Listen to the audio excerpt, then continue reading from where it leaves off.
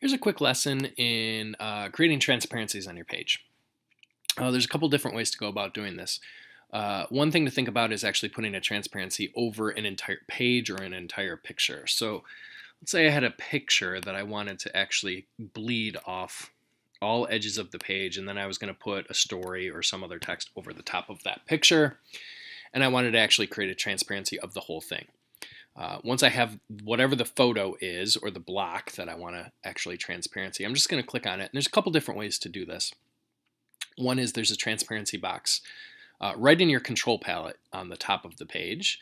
And as long as the picture is selected, I can just drag this slider down and it'll create a transparency over the top of that picture.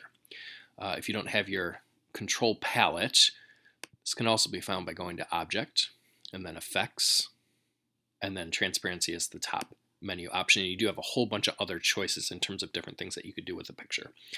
Okay, so that's another way to get at that. If I just wanted to transparency a portion of this, but not the entire thing, I'd have to actually define the shape that I wanted to transparency.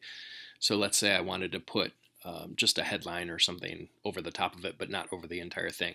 I'm going to draw a box, okay, and then I'm going to fill that box with paper. And then I'm going to do the same procedure as before. I'm just going to drag this down and pick a level, and that would be my transparency. And then I could put my headline over the top of it. If I did that, I'd want to make sure I arranged it and brought it to the front. And there you go.